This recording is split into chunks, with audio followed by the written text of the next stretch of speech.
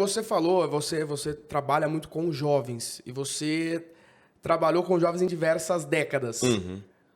Qual a principal diferença de ter trabalhado com jovem na década de 90 e com jovens agora, com toda essa tecnologia, esse excesso de informação, o celular a todo momento na mão? Qual que é a principal diferença? Qual que são os principais desafios de trabalhar com jovens no mundo atual? Olha, infelizmente, tudo isso aí que você falou, muitas informações, muito expostos, né, a tudo.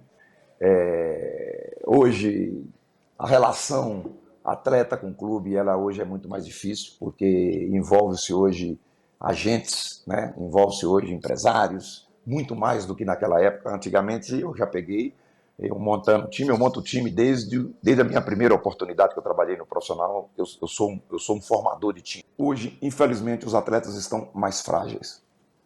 Hoje, os atletas sentem mais a pressão.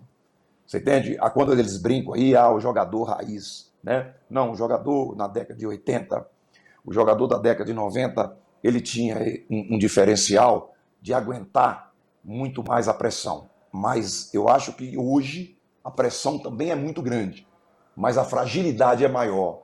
Então, nós temos hoje uma dificuldade maior, porque o jogador hoje ele tem uma certa muleta. Sabe, hoje é normal um jogador vir fazer um contrato de um ano, e deitar em cima do contrato. O que é? Ele não sai para o lado competitivo. Ele não está preocupado tanto em jogar. O seu agente está mais preocupado não em administrar a carreira dele.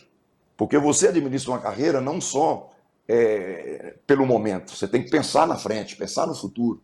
Né? E muitas vezes o agente põe um jogador aqui, um exemplo, põe um jogador aqui dentro da ponte, o jogador não rende, ele não quer, ele não tira o jogador. Ele não procura colocar o jogador para jogar, para ir competir, para voltar forte para o mercado. Ele manda o jogador ficar quieto, e o jogador fica aqui, você entende? Sem criar uma condição, sem criar condições para o treinador colocá-lo para jogar. E isso eu chamo de falta de competitividade interna. E isso acaba trazendo transtorno para dentro da equipe. E eu vou ser muito sincero, o grande problema da Ponte, quando eu cheguei aqui, era esse. Falta de competitividade interna. Por quê? O jogador não tinha compromisso, muitos jogadores não tinham compromisso com a instituição. Ele tinha compromisso com ele e com as orientações do seu agente. E isso aí é um fato natural hoje no futebol.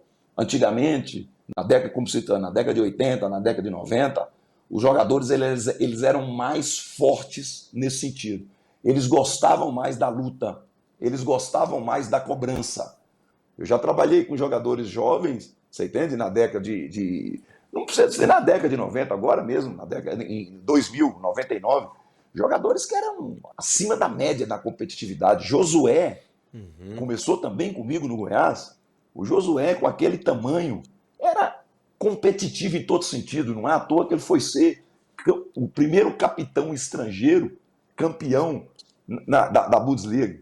Quer dizer, com o seu 1,60 m, 1,60 m e pouco, jogando com aqueles brutamontes e jogando. Né? Então, hoje falta um pouco isso. Hoje,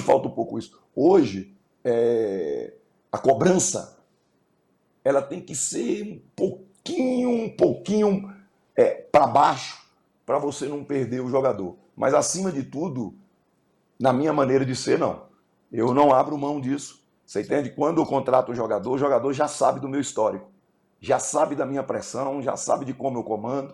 Quando eu chego no clube, eu tento logo colocar o modelo, não só de jogo, mas o modelo do cotidiano, do dia a dia. As exigências 1000. A instituição está acima de nós todos. Eu não tenho compromisso com o empresário.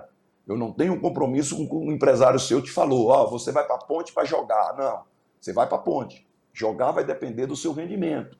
Né? E o jovem, eu falo muito com o jovem, eu cobro muito do jovem para ele ter, naturalmente, preparo para esse tipo de dificuldade que, naturalmente, hoje eu vejo, você entende? Como os jogadores um pouco mais frágeis nessas situações.